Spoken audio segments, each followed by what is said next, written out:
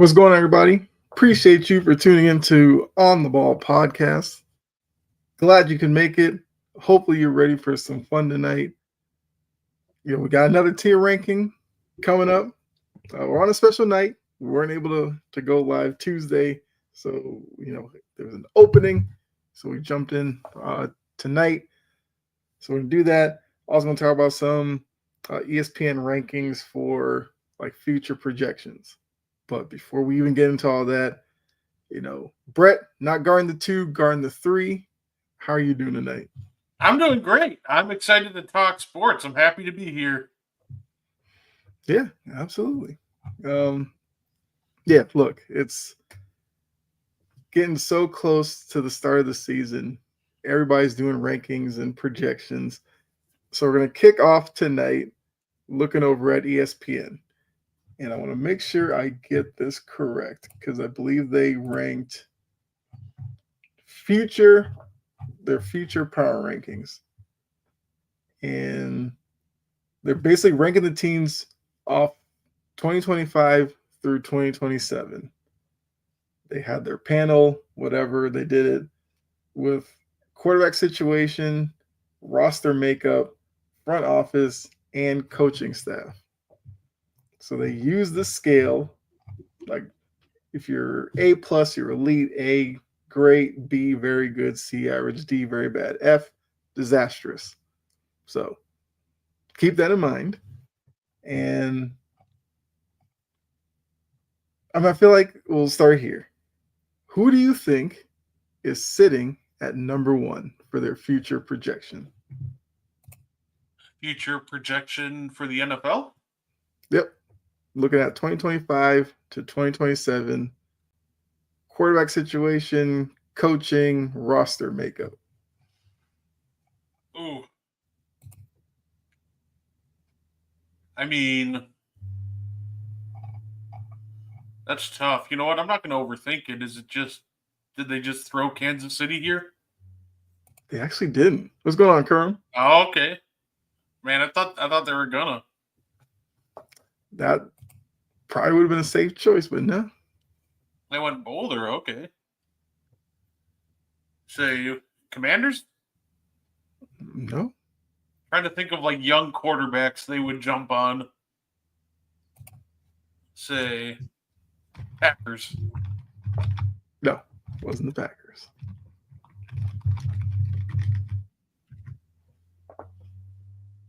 I'm not sure then. Who is it?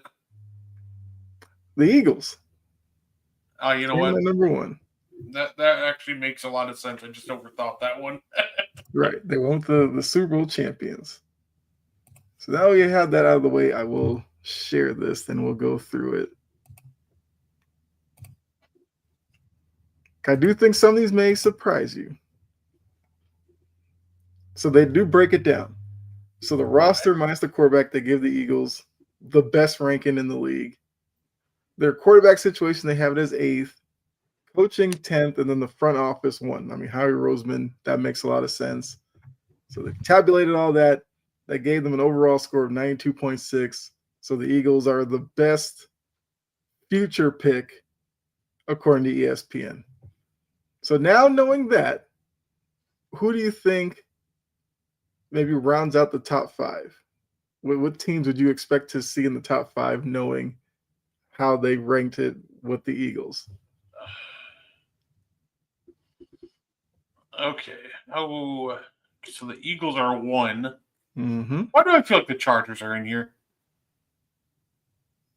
Okay. I actually don't think they are. But let's take a look. They also do bold predictions, like the Eagles going to trade A.J. Brown, but whatever. The Ravens coming at 2. Okay. And they like their roster as well. They like their front office, the coaching, and the quarterback. Like they ranked pretty well across the board, and they were half a point behind the Eagles. So the Ravens, according to ESPN and their experts, are right on par with the Eagles. Any All problems there? No. Okay. Ravens are set up very well. The Chiefs did come in at 3. And there's about a 3-point gap between the Ravens down to the Chiefs, so a little bit of a gap there. Chiefs get number one for quarterback and coaching. Obviously, Andy Reid, Patrick Mahomes makes a lot of sense. Front office 6, great front office, and then the roster a 7.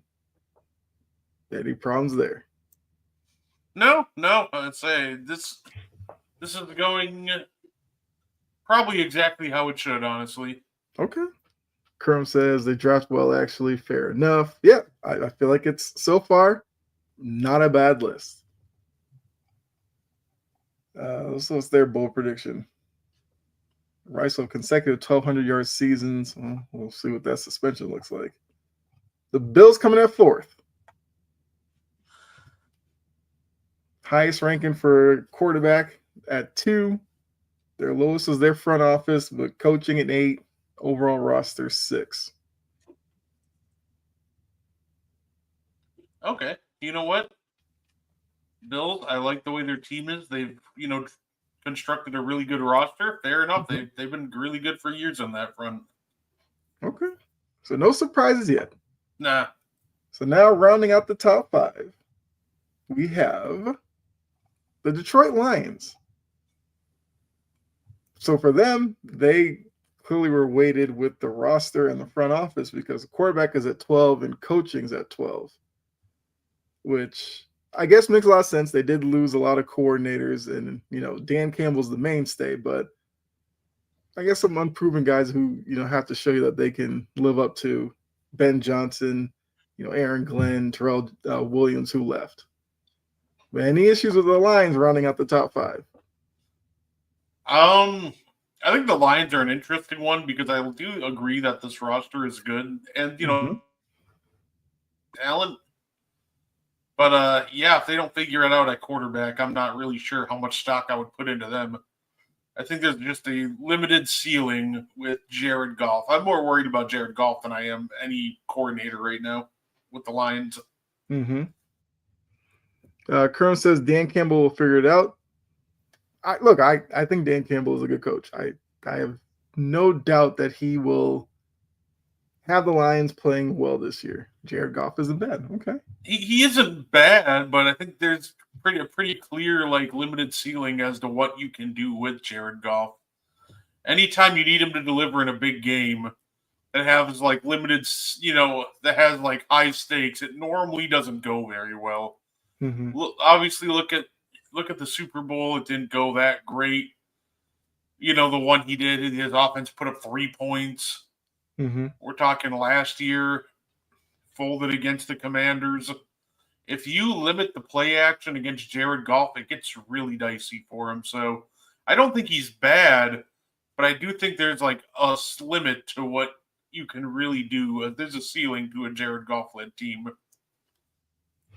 I think that's fair. Yeah, I think for the most part, people look at Goff as a guy who the situation around him calls for it.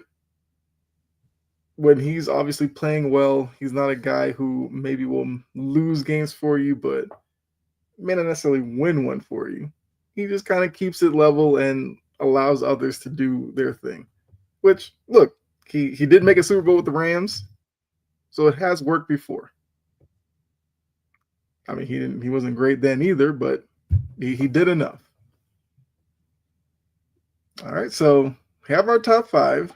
Let's see who just missed it. And your Packers come in at 6. There we go. And they're kind of steady. 5 with the roster, 7 coaching and front office, and 9 for the quarterback situation.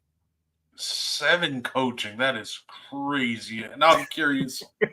I'm curious to see what the other 6 coaches are ahead of them. That's honestly at this point what I'm kind of keeping. Okay, I think Reed makes sense. Campbell, Harbaugh, I'm sure that they had over him. Mm-hmm. Bills, what's his name? Where did they have the Bills coach ranked again? I can't remember his name right now. Oh, McDermott? Yeah, McDermott.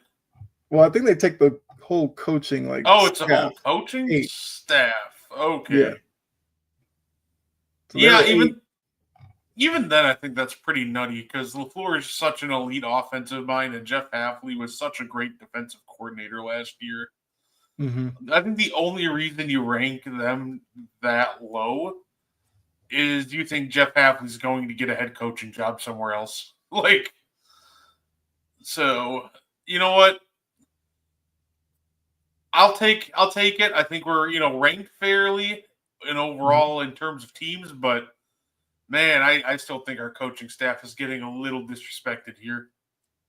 Okay. What's going on, Tony? So they did have reason for hope. Youngest team last season. Green Bay will probably take the top spot in the ranking that looks at where teams stand 10 years from now. They trust their drafting and development and their willingness to take big free agent swings.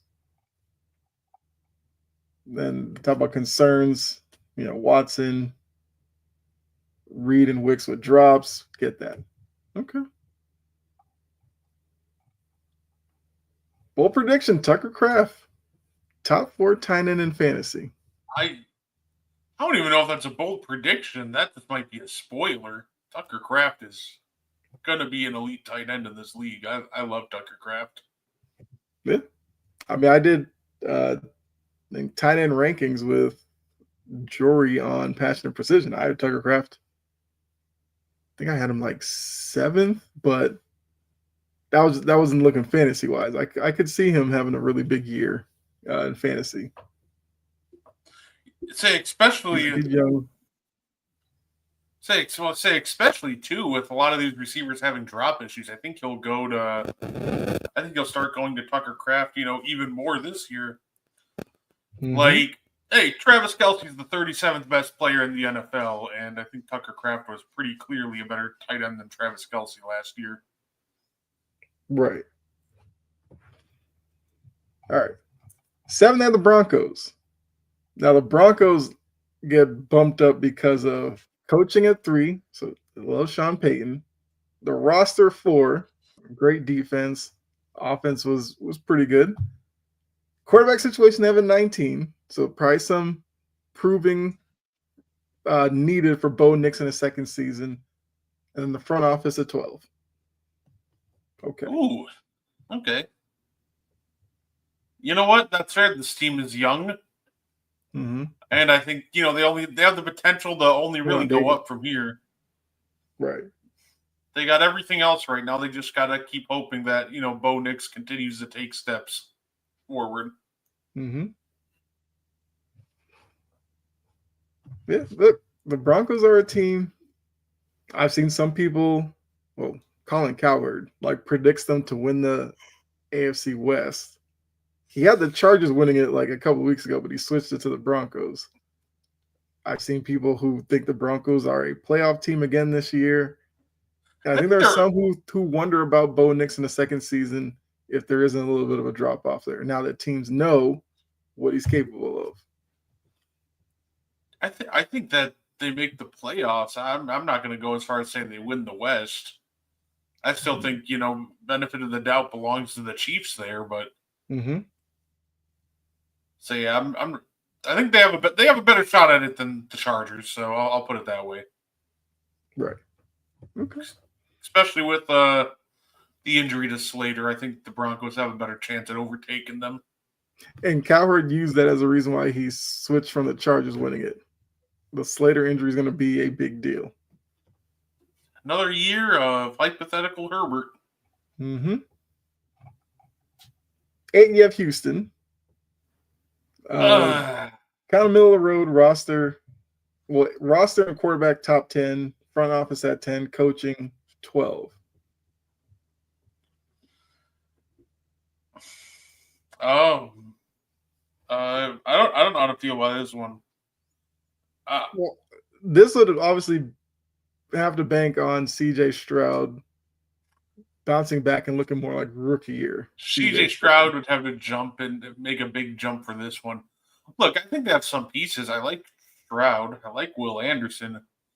But the problem is I still don't like their offensive line. Mm-hmm.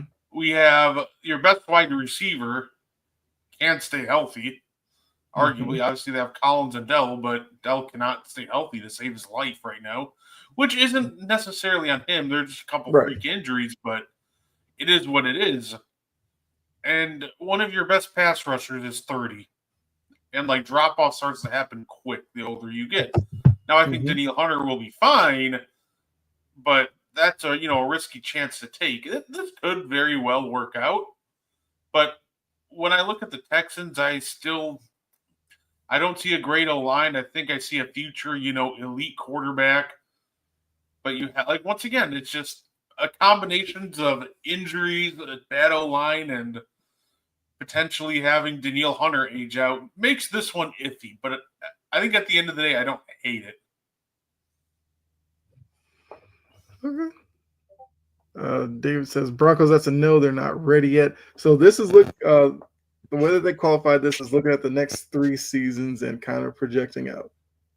So I assume ESPN's looking at some growth from Bo Nix, the defense continuing to be as great as they are with the benefit of Sean Payton. So David doesn't agree, and that's fair.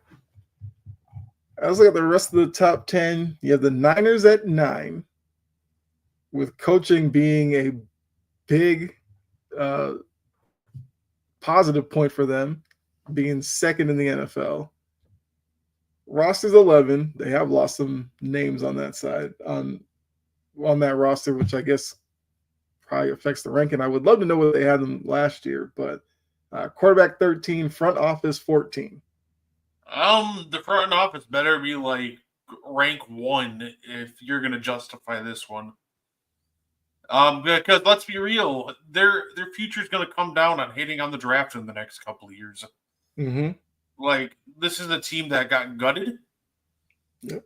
And they could absolutely reload, but they're going to absolutely have to nail these next couple drafts. Otherwise, there's going to be no influx of young talent, and the other guys are going to leave because they're going to want to get paid. You're going to have nobody to replace them. So this could work, but I'm not a fan of this one just because I don't see it. I don't think this happens. I think the 49ers take a decent step back. Okay. Once again, I think that's fair. 49ers are an interesting team coming up this season. And I guess with the coaching, getting Robert Saleh back helps with that ranking for sure. But the names that are gone, no Greenlaw, Kinlaw's gone, Hafunga's gone, Debo's gone. How you feel about Debo? McCaffrey and his injury history, Purdy now being paid. Like, there's a lot of questions out in the Bay. And like you said, over the next 3 years, if they're going to be the 9th best organization, then they have to replenish a lot of that talent that's walked out the door.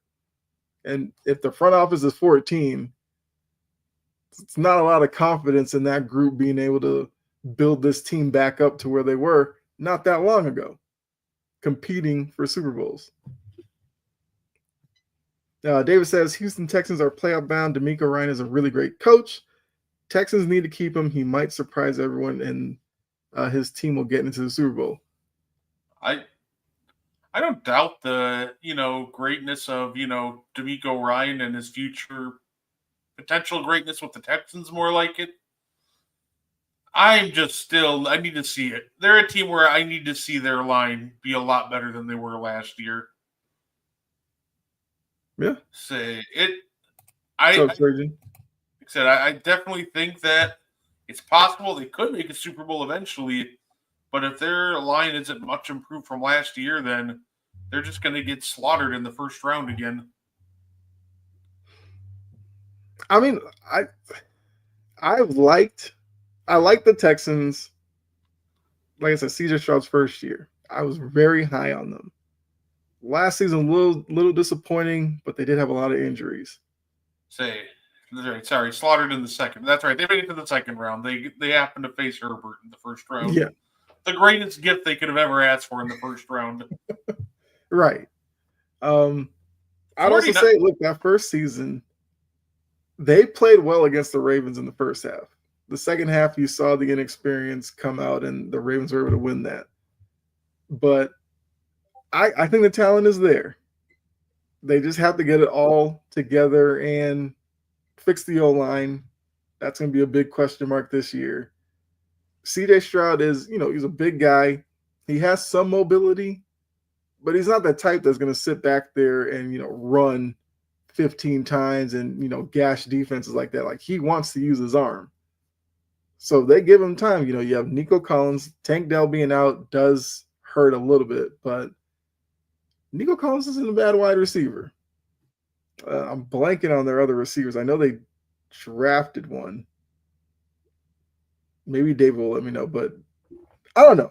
I think the Texans could be a sneaky team this year, depending how that line plays. Traden says, love this list. Definitely a gem of a find. Yep. I mean, Traden is the one who actually put me on this list, so shout out to him. 49ers to me will be back in the playoffs guaranteed, but I say they will get put out in the first round. I hope. Here's the thing with the 49ers. I hope so. They have the one of the easiest strength of schedules in the league. Like, they have a very weak schedule this year. I hope they might accidentally fall backwards into the playoffs. Like, this might be one of those years where you're just like, oh, they're a playoff team and not an impressive one, but they made it. To reference Colin Cowherd again, he has the Niners finishing third in the division. He has the Seahawks winning the West. Then the Rams, Niners. It's Christian Kirk and Jaden Higgins, by the way. Those are the other two receivers. Okay. Well, Higgins is the one they drafted. Yeah. Yeah. Okay. Look, Christian Kirk for a year. Everybody was pumping him up in Jacksonville, and then the following year they're like, Jacksonville. Seattle. Look, I'm telling you, Colin Cowherd. This was his final projections. He has the Seahawks winning the West. I like, I like the Rams still. Like, the only way that, like, I don't think the Rams. Okay, so he had the Rams as winning his last projection. Oh, okay. He's worried about Stafford's back and the left tackle situation. Their starting left tackle has blood clot issues. That's why he knocked them down. That's what I was going to say. Unless, like, Matthew Stafford absolutely falls off a cliff, I just don't see the Rams, not winning that division again. Why not Arizona? Well, until Kyler Murray puts out 17 consistent games, I don't think anybody's going to pick Arizona. Their defense isn't great. Their offense is inconsistent. Yeah. Like Trey McBride. And James Conner, like, sneakily has, like, 1,000-yard seasons out there, but it's all about Kyler Murray. That's why. Let's see who rounds out the 10. The Commanders. Quarterback 5. Front office 8. The overall roster 13. And then coaching 16th. If they lose Scary Terry, you know what? Just drop him down a couple spots. Mm-hmm. Like, Bright as a beast. Yep. This is a team. Once again, I can get behind the Commanders, but only if Terry McLaurin is on that. If Terry McLaurin isn't with them, they're gonna fall hard. Like, this is a team that not only could be dealing with the sophomore slump from Jaden Daniels, but the best way to kind of maybe help alleviate that is to bring back Terry. Him and Terry have great chemistry, and if they don't bring back Terry, like, the Commanders could very well go down as one of the biggest disappointments of the season. Yes. And I think that's the worry, right? If they don't bring back McLaurin, then it's like, are they slipping in to old habits of not, building up a good roster? Because Jaden Daniels, because we talked about before, Daniels is on a rookie contract. For that 4-5 year window, you're supposed to spend everywhere else while your quarterback's cheap. And then once you pay the quarterback, then some guys may, have to be cap casualties or whatever, but you're supposed to take advantage of these years. Losing Terry McLaurin is not the definition of taking advantage. Like Terry McLaurin is a top 10, top 5 wide receiver in this game if you want to put him up there. Why would you want to take that away from your young quarterback? Say, take Terry off this roster, a couple bad injuries on defense, and this team could very well plummet to the bottom of the East. Like, like they had their joint practices with the Patriots, and Terry McLaurin wasn't a part of it. Jaden Daniels was checking down like all day because McLaurin is such a big part of their like downfield passing game. If you don't have that, then yeah, you're really taking away a big part of what made the Commanders successful last season. yeah, so I hope they figure it out. Just give the man his money, give him his extension. He's better than DK. Give him more than DK money that he wants, and just move on. I feel like they get it done. I don't think I think so too. I don't think they're crazy enough to mess up the goodwill that they have right now. Like that fan base is excited for the direction that the team's going in. Yeah, we'll see. I agree. We'll see. I think they get it done, but if they don't, it's going to get really bad for them really quick. Okay. So we've seen the top 10. I think we can probably skim past the other ones. I guess if you see a team that jumps out at you for where they're ranked, stop me and we'll talk about it. All right. 11, the Vikings. Okay. Their best rankings coaching at 5. It's really dependent on J.J. McCarthy, huh? Well, they have their quarterback situation at 20, so yeah. Yeah, his development's going to be big over the next 3 years. The Chargers coming at 12, even with their 6th ranked quarterback situation. Their biggest hit would be their overall roster, and that makes sense. This is an ESPN article, yes. Yeah.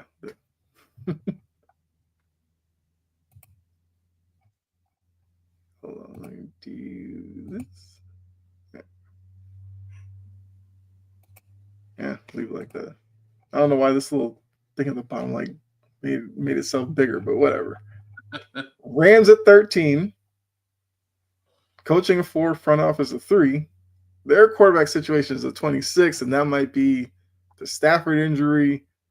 Clearly, they don't believe in Stetson Bennett and whatever they have behind him.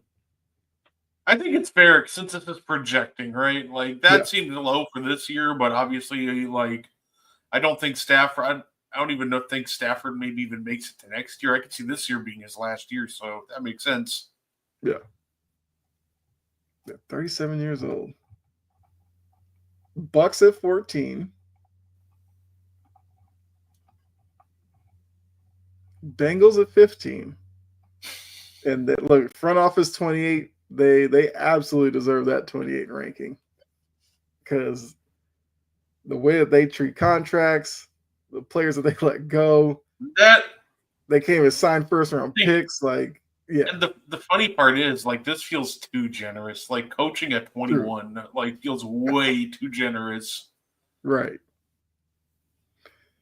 Hey, 15, they're middle of the road. Okay. Overall roster minus the QB, is that just carried by Chase, Burrow and Higgins? Yeah. Oh, they throw Chase Brown in there. Get a good year. Plenty of young players who could hopefully emerge into franchise cornerstones. Brilliant. The Raiders coming at 16. So Pete Carroll has a little work to do. So the Cardinals coming at 17. I know, who was it? Was it Kerm? Tell me why not the Cardinals? Yeah.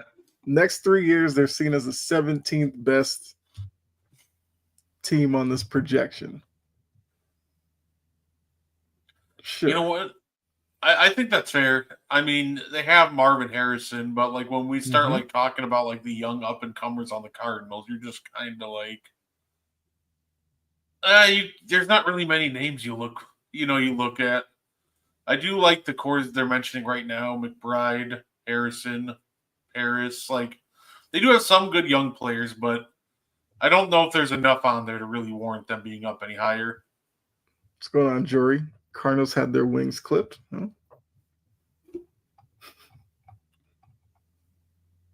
Love their bold prediction. Trade Kyler Murray before the 2027 season. So tied for 18th, you have the Bears. Oh, wow. Oh, Despite wait. having maybe one of the best NFL young cores, they come in at 18. Front office 27. That drags down the ranking a little bit, and that's fair.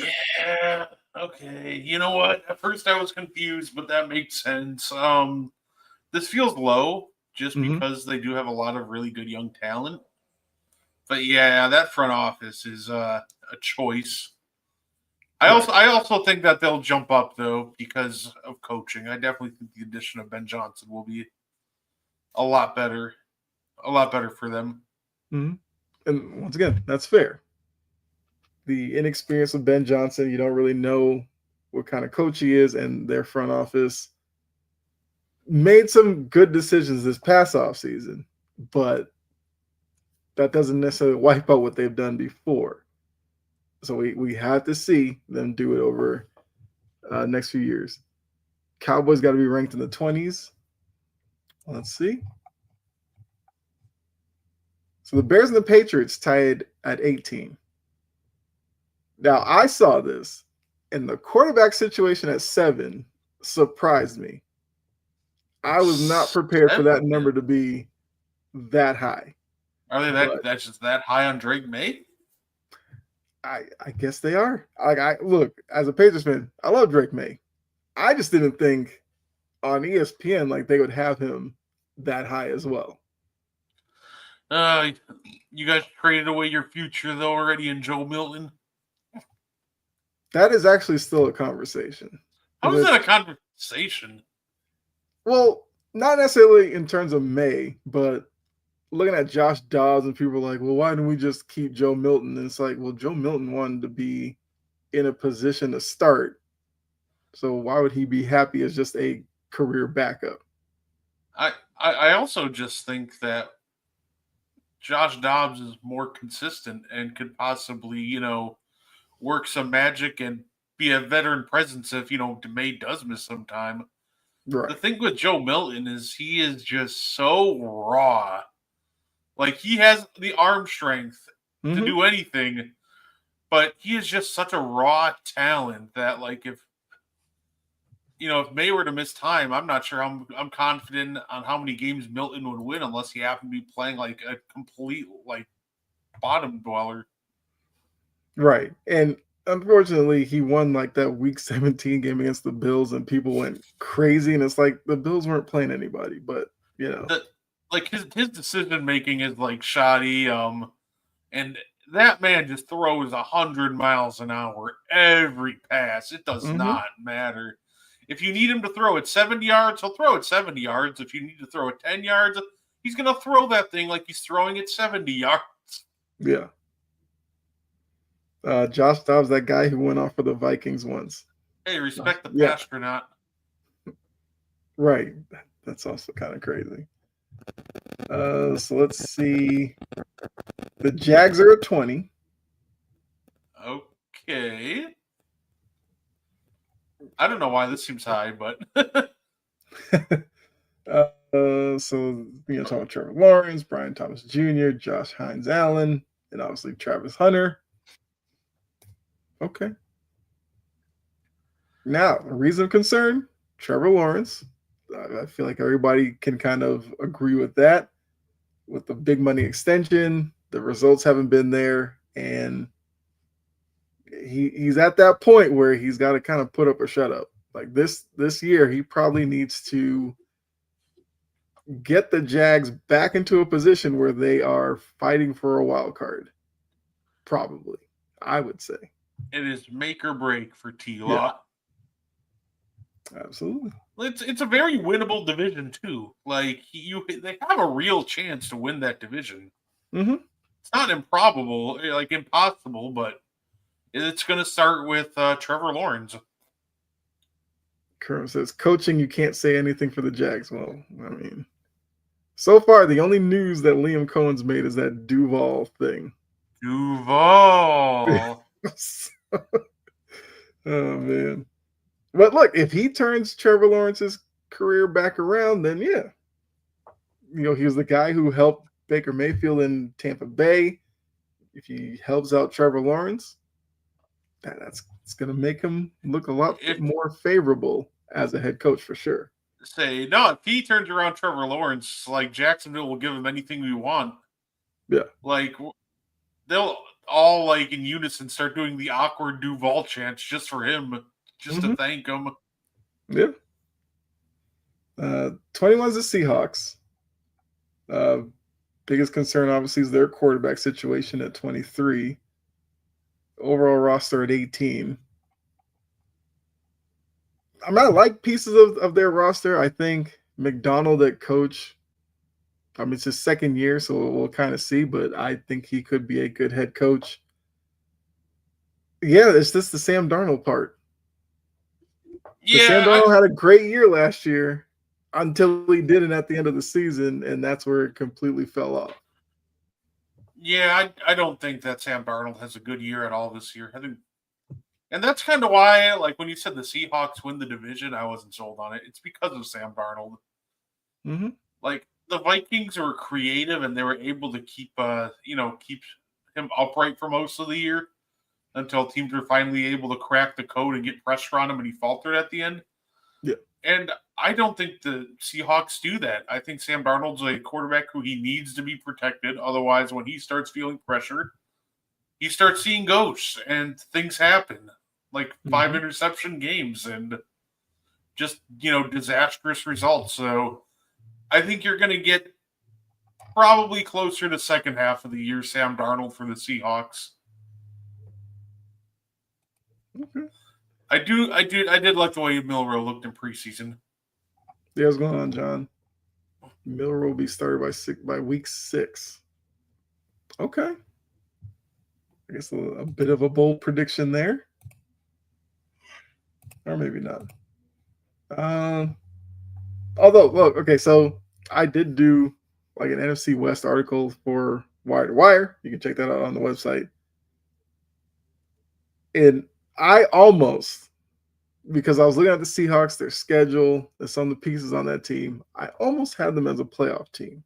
But the questions with Sam Darnold was probably my biggest factor in not putting them there. Now, if Milroe takes over and, has a really good rookie season, then maybe. Because, look, we just talked about the Rams have questions with Stafford and his back. The Niners, there's questions about, did they lose too much? Is Purdy the guy? Do they have enough at the wide receiver position?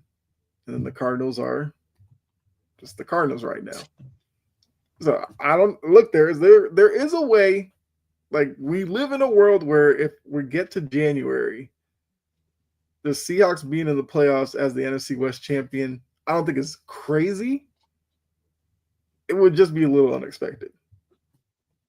I think it would be made. They're going to have to get that run game going. Like it's going to be carried by the run game and defense. The biggest thing that the Seahawks have for them is the fact that their secondary is just so good with Witherspoon and Tariq Woolen.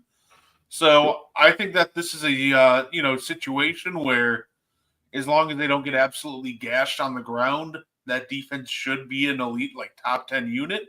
Mm-hmm. And if they can control the clock, then that's going to be their key to making the playoffs. If they try to, put too much on Sam Darnold's plate right off the jump, that's going to end up being disastrous. Right. And Kenneth Walker and Charbonnet last year kind of had a down year.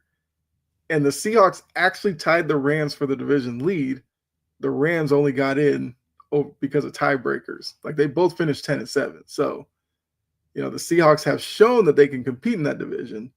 But it was also a down year for the Niners. So if the Niners are a little bit better, what does that do for the Seahawks? So, like I said, could happen, might be a little unexpected. 22, we have the Steelers. And funny enough, coaching is 8, even though Tomlin apparently is on the hot seat. Like that's kind of the crazy part about this Steelers season. Like, we know the Rooneys don't like firing coaches, but all this talk and all the noise behind Tomlin, could they actually see themselves firing a guy that I feel like most NFL fans feel like is a good head coach?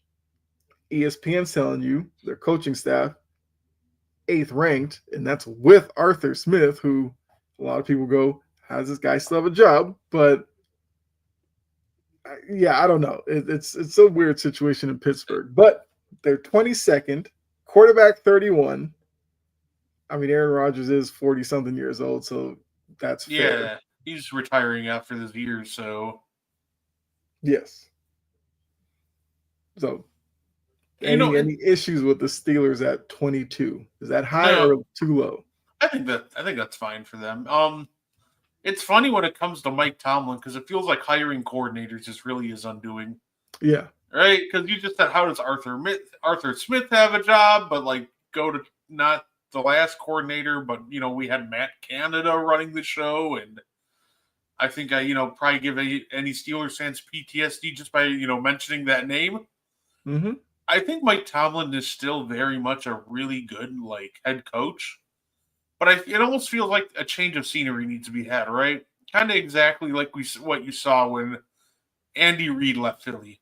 Mm-hmm. He was a great coach in Philly, but it didn't work out for a long while, and he needed a change of scenery. And I think Mike Tomlin very well could need that also. I think he's still a top-tier coach. I think he's proved it by never being under 500, even though some of these rosters were just been truly awful. Yeah. But I think that he might just need a change of scenery is all. Okay. Let's keep going. Cowboys at 23. So someone was saying that the Cowboys are in the 20s. Yes, they're 23rd. Coaching at 32. So ESPN is not feeling the Schottenheimer hire. Front office at 22. Oof. And based off this offseason, that seems kind of high. Honestly, I'd probably put the St. Louis Battlehawks front office before the Dallas Cowboys right now. Mm-hmm. That 22 just is way too high. I still don't understand what they're doing half the time. The way to save money, which this is a franchise which is cheapening out, is to jump the gun on these extensions, your truly obvious extensions, aka Micah Parsons. Yep. Just take care of it, when he was first eligible to extend it. What was it? Correct me if I'm wrong. Last offseason? You extend him last offseason, the price tag 33, 35 million? Mm-hmm. But you're the one who wanted to drag your feet, and now the price tag is 41, 42 million. That's not a Micah Parsons fault problem. That's a you problem. Mm-hmm. He's going to want non-quarterback money. So you should have just paid the guy what he was worth last offseason when he was also eligible to be extended. Yeah, and look, they dragged their feet on Dak Prescott, paid him hours before the season started. That's something they could have taken care of before as well.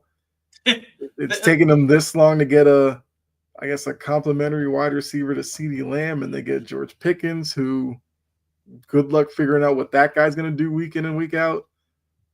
The run game, still a big question mark since, Zeke left. They brought him back, but he was a rundown Zeke at that point. There's just so many deficiencies on the Cowboys that Jerry just has not addressed. And clearly doesn't want to. Because for him, it's, the star means Jerry, I'm the star, and that's what matters. Yeah, and without Micah Parsons, I don't think any of this season really matters for them because that defense won't be able to stop a nosebleed. Right. They won't be able to rush the quarterback. They won't be able to stop the run.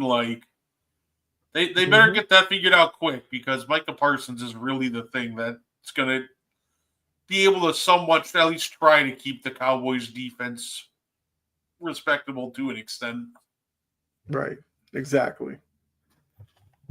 Let's see. Dolphins at 24. Coaching 19, that seems high as well. McDaniel has not given me a reason to think that he's 19, or even the rest of that coaching staff. But everything else, sure. A lot of questions about Tua. The backup situation isn't great, and the overall roster, yeah. No, it's fair. Yeah, it feels like quarterback room might be too high, but there's also a lot of bad quarterback play in the NFL. Mm-hmm. Kern says stopping the run is a weakness. Yeah. Yeah, stopping the run, stopping the pass, running the football. Right. Jerry's an old decrepit senile fart who's delusional and loves to hear himself talk. Yeah. And they keep putting microphones in his face because they know he'll say. And then he hits us with something. the old back in my day, like, oh, when I bought the Cowboys, we made a deal on a napkin. Like, Jerry, it's 2025, not 1945. Like, Right. get with the time zone, man. Mm-hmm. So yeah, but Miami Dolphins, their quarterback room feels too high, but also they just don't really have they have like half a real QB on the roster, and that would be Tua. And the only reason I say half is he only plays about half the season. Yeah. Before falling with some kind of injury. And once again, you can't really potentially blame Tua for always getting hurt all the time, especially when it's concussions. Mm-hmm. But the reality is, like, unfortunately, he does miss a lot of time in the Dolphins. It feels like didn't really take enough steps to get an adequate backup. Like, Zach Wilson and Quinn Ewers are just not it. Right. Like, I was the kind of thing I used to say, like, with Peyton Manning's backups were always terrible, but Tua's not Peyton Manning. So it was kind of justified there. With Tua, because of the games that he misses, you would think they would have a quality backup. And look, Quinn Ewers is a rookie. I get it. But his first showing in the preseason doesn't give you a reason to feel confident if something happened and he had to start a game this season that he could lead a touchdown drive at this point, much less win a game. From what I saw from him, I wouldn't trust him to lead me into field goal range. Right. Which, I mean, look, McDaniel, anyway, he kind of turns his brain off when Tua's not under center anyway. So I guess it kind of matches. He just thinks that everybody can do what Tua does. Like, Tua is just a very pinpoint accurate passer, and he's just great on timing routes. Mm-hmm. And he thinks everybody can just do that and grasp what he wants Tua to do and doesn't adjust the offense to the abilities of whoever's in the game. And that just feels like the Mike McDaniels conundrum. Like, he's just got to understand if Tua does miss time, your backup quarterback doesn't have the same skill set as Tua. You need to adapt your game plan to whoever your backup is, which this year is obviously Zach Wilson. So imagine we could see a game next year that Zach Wilson taking snaps for the Dolphins. Zach Wilson beat Tua. This is going to be the most hilarious. The Dolphins are going to implode by like the halftime of week 1, and it's going to be the funniest thing ever. Yeah. Let's see. All right, Jory, if you're in here, Titans coming at 25. Their best ranking is their quarterback, 15. Obviously, Cam Ward, rookie, number 1 pick. Feel highly about him. Now, front office 20. The overall roster 30. Might have some questions on that. Coaching 29. I mean, it's the second year for the guy. I don't know, but that seems a little off. Like the overall roster, I mean, it is a roster that does have Jeffrey Simmons and Ridley, Pollard, guys like that. To have them 30th does seem low. I mean, no, that's fair. I do think, to an extent, I understand. I feel like the Titans, I wouldn't give them the benefit of the doubt. They're a team that just kind of has to prove it. But at the same time, I do think they'll outplay this ranking. Yeah.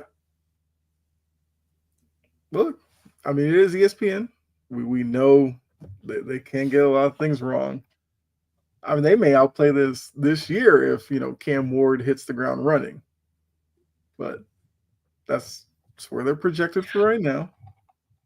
You know what? Um, At least ESPN got one thing right by bringing back Scott Hansen for Red yes, Zone. So, yeah, I was not ready for 8 hours of football with Stephen A. Smith.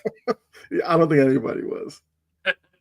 The Browns at 26, so the Browns aren't dead last. They're 26. Coaching 14, even though Stefanski's probably on the hot seat as well.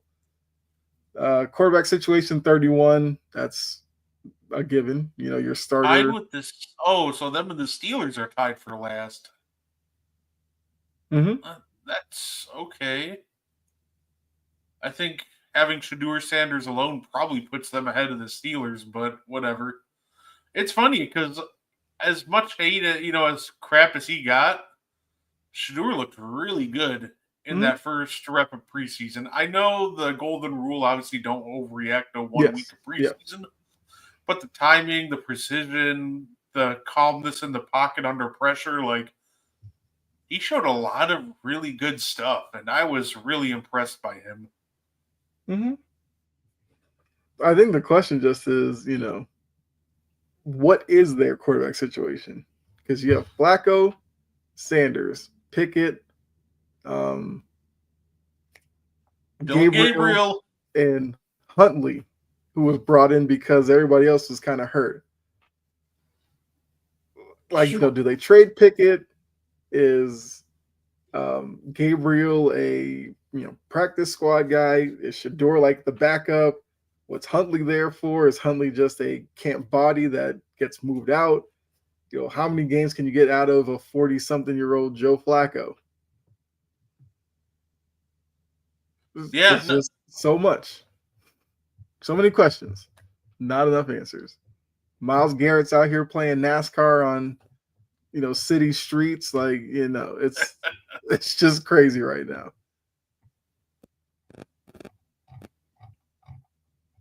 Colts at 27. Quarterbacks 30. Okay, that tracks. I mean, this team has approximately 0 real quarterbacks on their roster. Yeah. Roster 22, front office 26, coaching 25. But yeah. So they're talking about optimism in Indianapolis, where Anthony Richardson is stacking solid days during training camp. If he can stay healthy as he got himself killed in game 1 of preseason. Right. Doesn't stare down a blitz and just takes an unnecessary hit because he can't read that, hey, they overloaded that side. Maybe they're blitzing off that side. I love watching casuals' reaction to that because they're like, oh, the offensive line has to adjust. They got Richardson killed. And my first response is like, you're right there. Now, who adjusted your line? Whose job is that? It's Anthony Richardson. He got himself killed on that play. Mass, does anybody believe in Anthony Richardson? I think he probably has a believer or two in the building. That's about it. Anthony Richardson probably believes in Anthony Richardson. Yeah. I forgot they have Garrett Nussmeier, not the dude from LSU or something, but yeah. The Falcons are at 28. And the Falcons are a team, if you ask some people, could maybe win the division. Some people are kind of high on Michael Penix.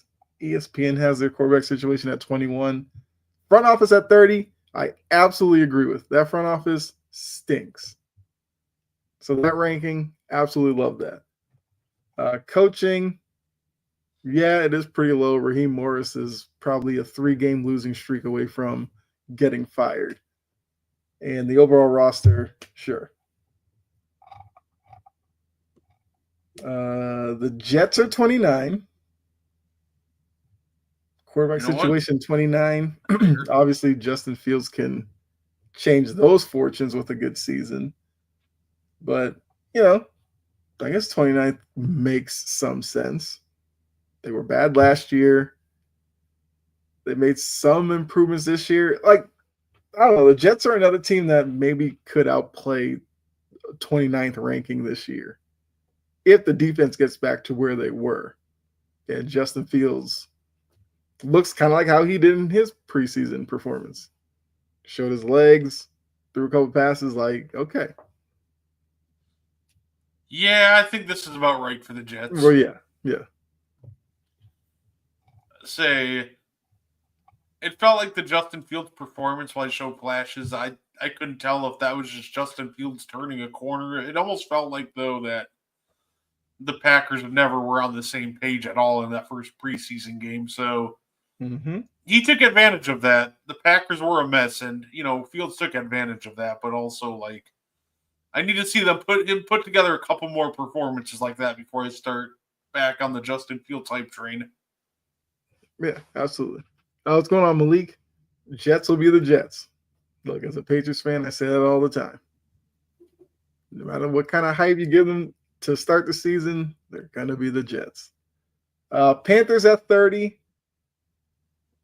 which overall roster, they have the worst roster according to ESPN. I mean, Bryce Young, Ted McMillan give you some hope. Defense, they've kind of spent their offseason rebuilding that. We'll have to see what that looks like. Once again, I could see a scenario where the Panthers are playing meaningful football in December in that division. If Bryce Young plays like he did kind of the second half of last year, where he looked like a more confident quarterback that was having fun out there, you never know. They kind of extended Adam Thielen's career. Adam Thielen had a good year last year, and now they brought in Ted McMillan to take over as the number one guy. So Panthers are an interesting team this year. I think they'll be kind of fun to watch. Yeah, I think they will be. I like the Bryce Young and T-Mac connection looked, really good in the first game of preseason. There are some misses, but I think as the preseason goes on, they just got to work on their timing, and that's going to be a deadly duo this year. Yeah. Kurum, I have Tampa winning the South. Yeah, that's definitely the safe bet. Like, Tampa has the best roster, the best quarterback in the division, maybe the best defense. Yeah.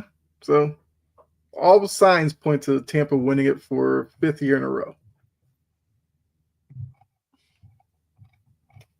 The Giants are at 31, which, yeah, front office 31, coaching 30, quarterback 27, overall roster 29.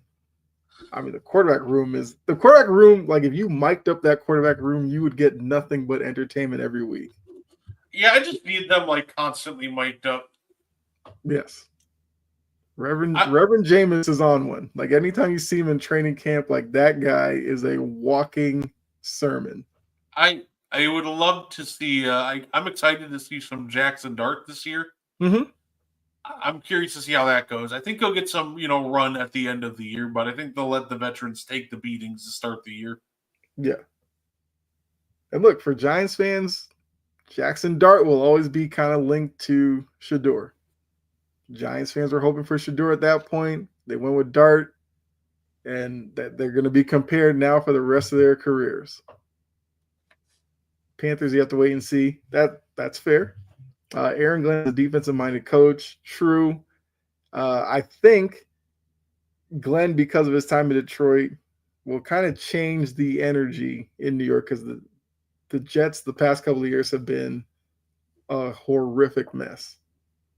So I don't know how many wins that necessarily translates to for the Jets, but I feel like they'll probably be more competitive in games. They'll look like a tighter knit situation with Aaron Glenn under coaching them. So if the Giants are 31, that means the lowly Saints are number 32. Like, the Saints can't catch a break anywhere. They're going to stink this year. Nobody 31. Likes their future.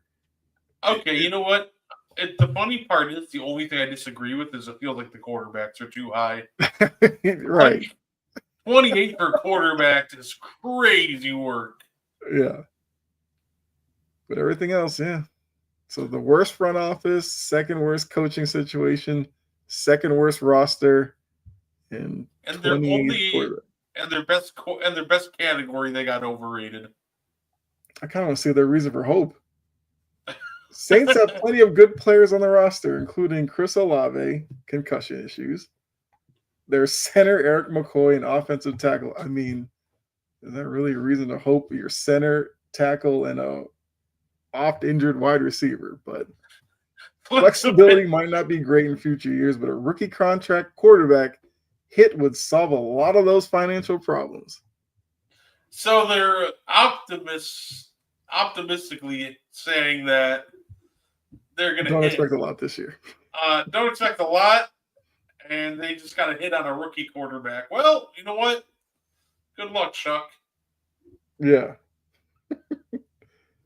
That's like the biggest backhanded compliment they gave him for a reason for hope.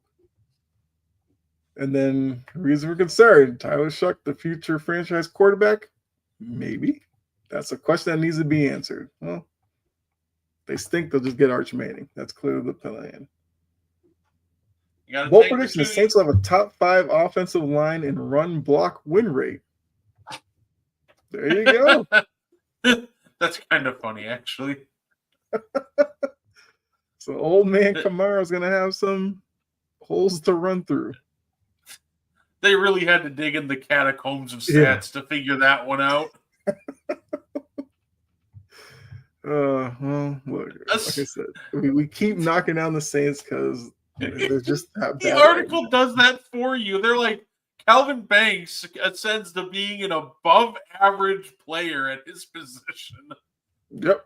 They're like, this dude ain't even going to be good. He's going to be like slightly serviceable. Mm-hmm.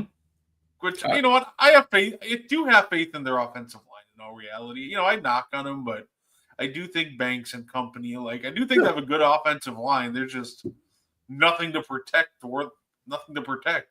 So, right.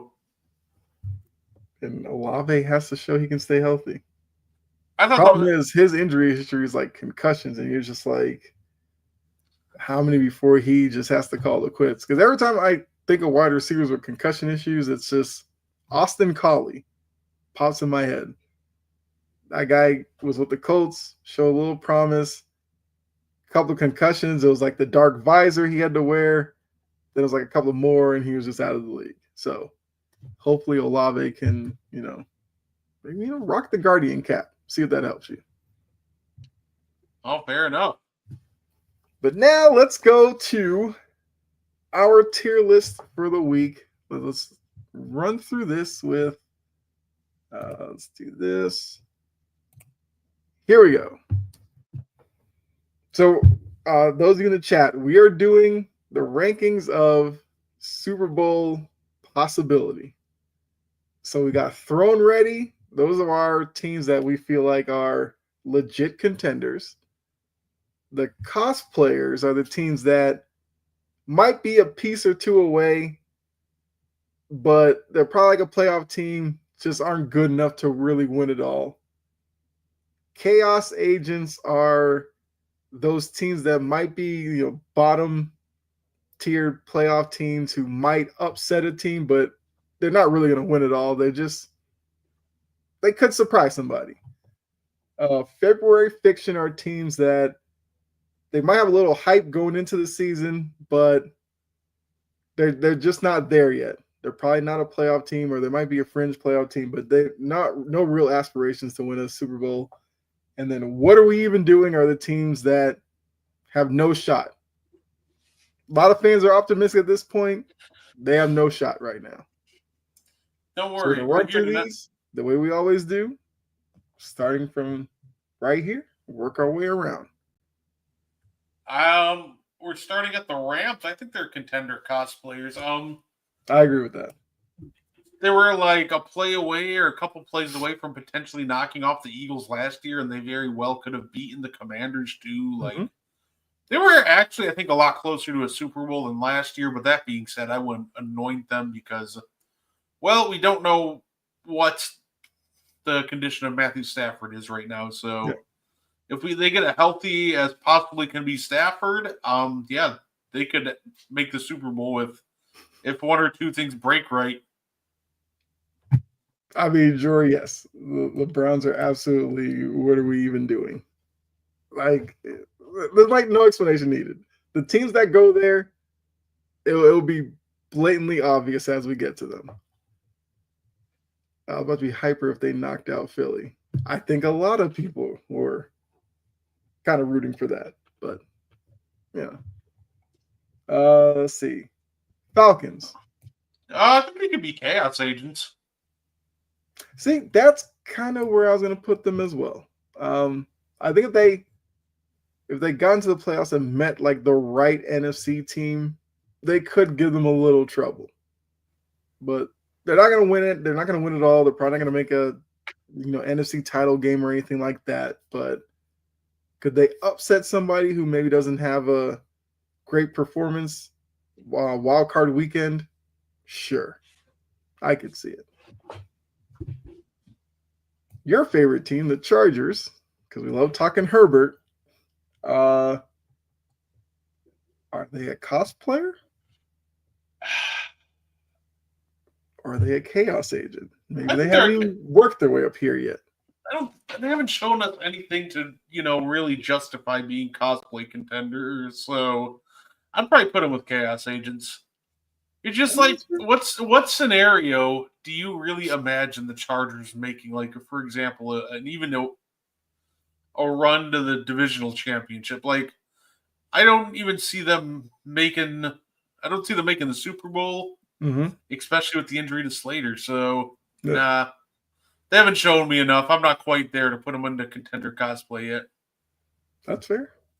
The Niners, because we were talking about them earlier. They're an interesting team.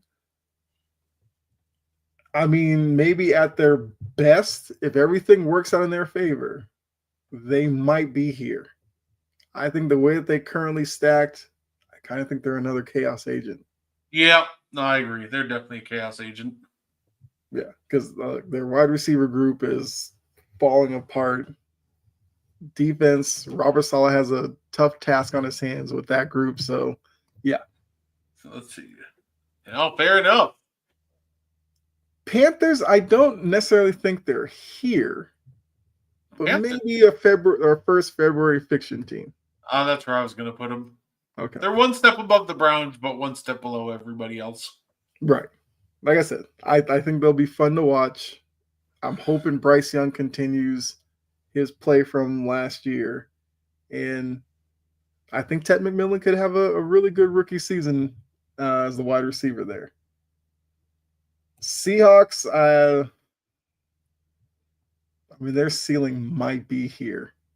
Like if Darnold is playing at his best and, the running game is all locked in, I feel like they're chaos agents. Yeah, no, I agree with that. Okay. And I think this one's our first throne ready. Yeah. I mean, the Bills had a good year last year. Josh Allen wins MVP. Yeah, they have to be thrown ready. All right, so you're Packers now.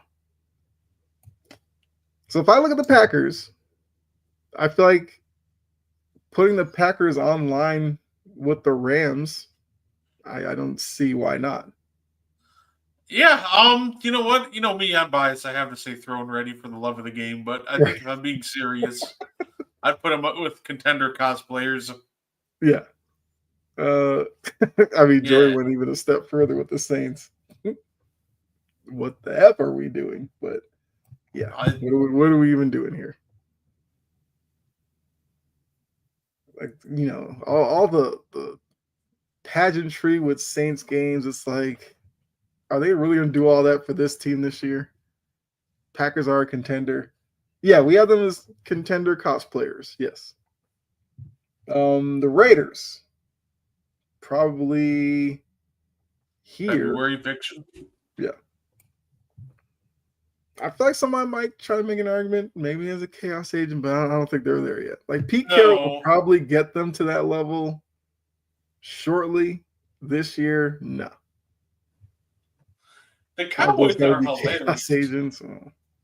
Cowboys like peak as chaos agents, but I also could see them being February fiction very easily. Like if they can't get this figured out with Micah, like this could very well be the most fictional team you've ever seen in Dallas. Like, I mean, they might be chaotic within their building, but as a team, I would put them as February fiction. I just don't. They can't have an offseason like this. Have your star player talk about they want out, and then somehow walk it back and feel like everything's gonna be okay. I feel like they have serious concerns outside of the Micah situation. That and look, this is another bold, probably thing from Colin Cowherd. He had the Cowboys finishing last in the NFC East. I don't know a Cowboys fan alive that could handle them finishing below the Giants. That would be crazy work.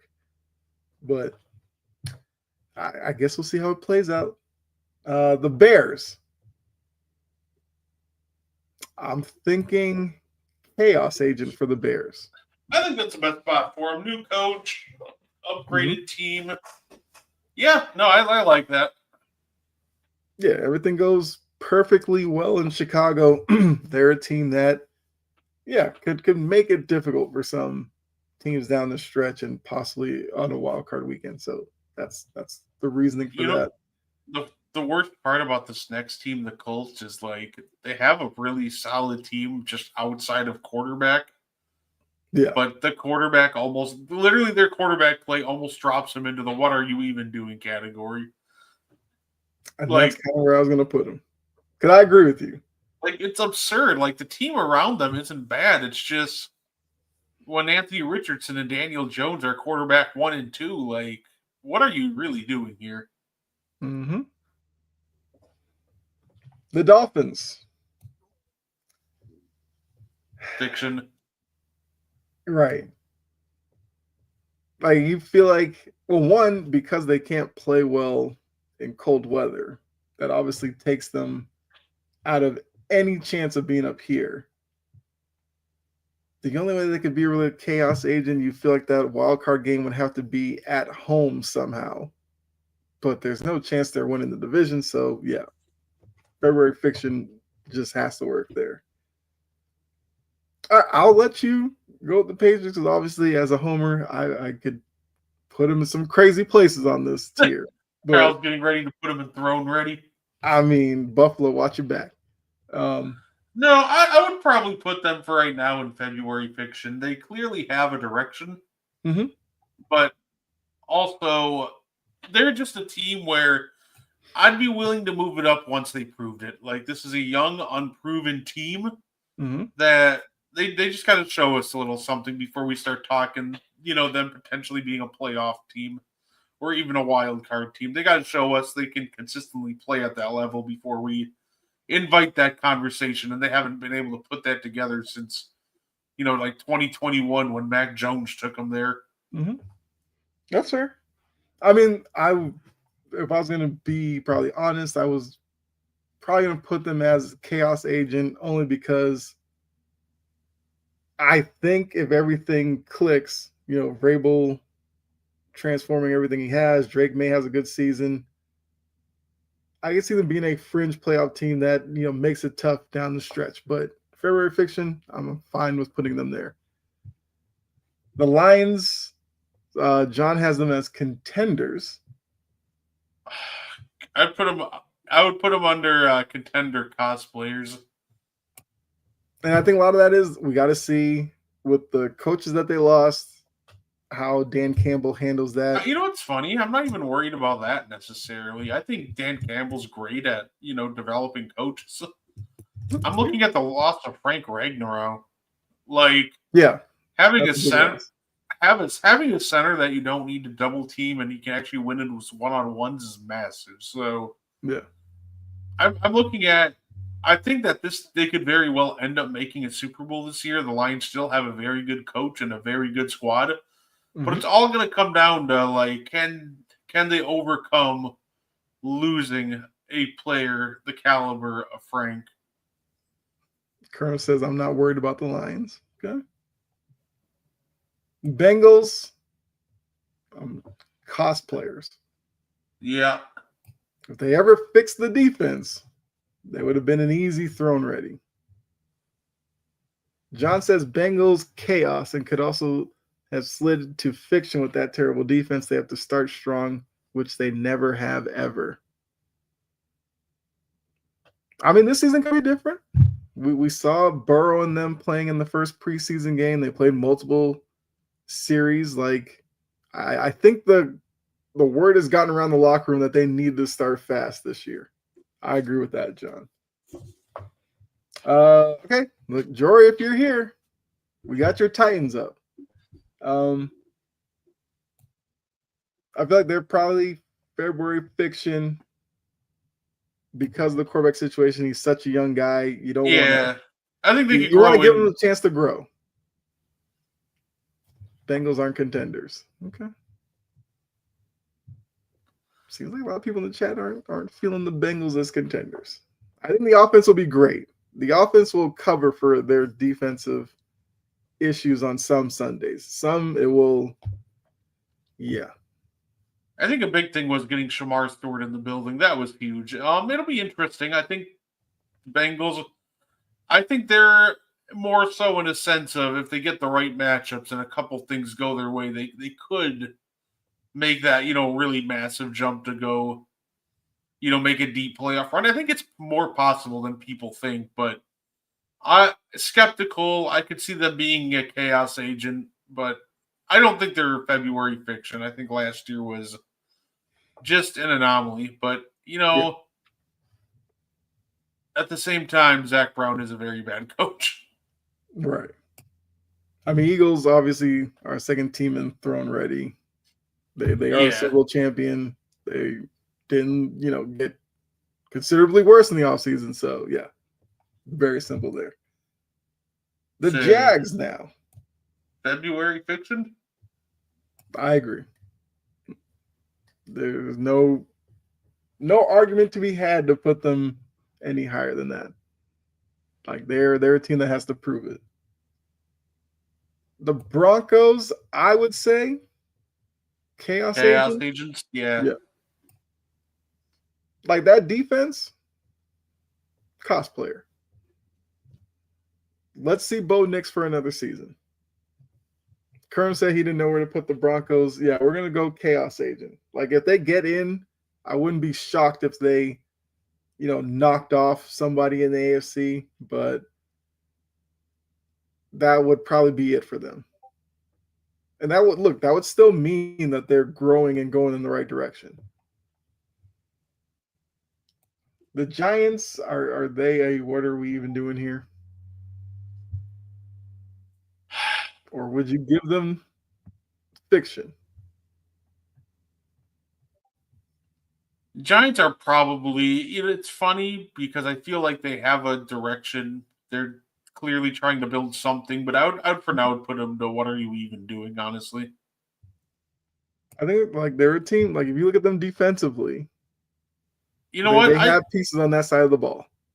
They do have one. That's what's throwing me off. Like I do think they'll have one of the better front sevens in football. You know what? Why don't we throw them in February fiction? Yeah. Okay, Kern said Giants should be fiction. We agree. Yeah, the defense carries them there. And look, offensively, if Russ gets the start first and he hits a couple of deep shots to neighbors, like, okay, might build some excitement, might build something offensively, but that's going to last you maybe 2-3 games. John says the Vikings are chaos. I agree with that. I can respect that, yeah. Flores in that defense will definitely help.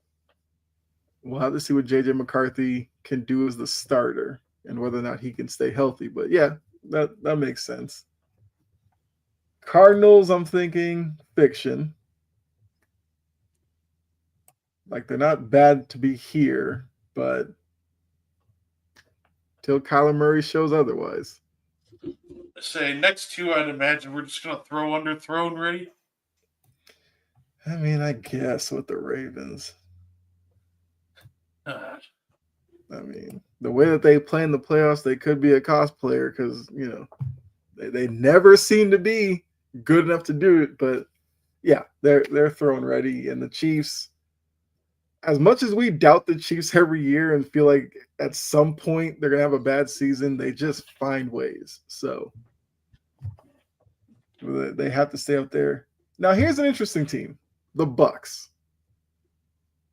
I would say they might be a cosplayer, but I would be open to an argument if you thought they were chaos agents. It really comes down to how high you are on Baker Mayfield because the defense is great. I think the offense is going to be really fun again. Okay. I'm high on Baker Mayfield.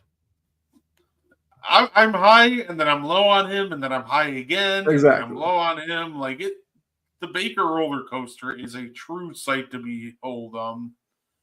Of course, also Kern says cosplayer. John said contender / chaos, which is kind of the decision that we're making here.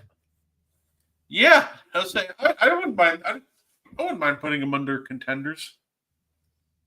I agree. Got Mike Evans, you have Godwin, who hopefully can stay healthy. The GOAT, Bucky Irving. Bucky Irving had a really good year last year, too. Baker will shock people. Kern might say that every year. I'm with you.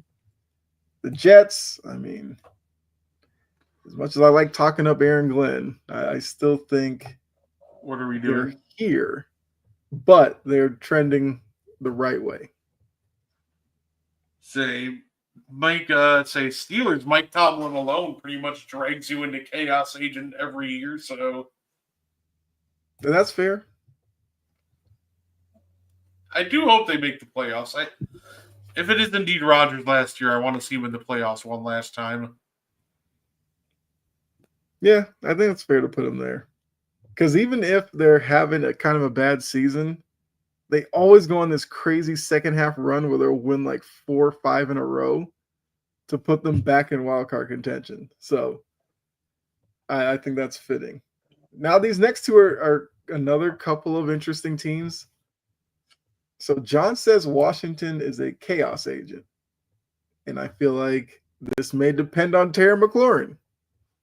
I'd put him under there, I could say here. If he's not there, you could say here, maybe even here. Yeah, I would put him under chaos agent for right now. And you know what? I'd probably do the same with the Texans. Okay, that's fair. I think those are pretty good. All right, so John said Houston fiction. I think the talent in Houston is too good for them to be there, but I get it.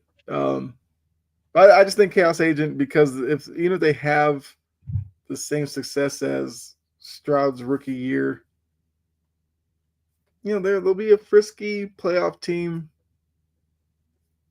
But they're missing some pieces to really have them as a contender. So I think Chaos Agent works best for them there. There you are.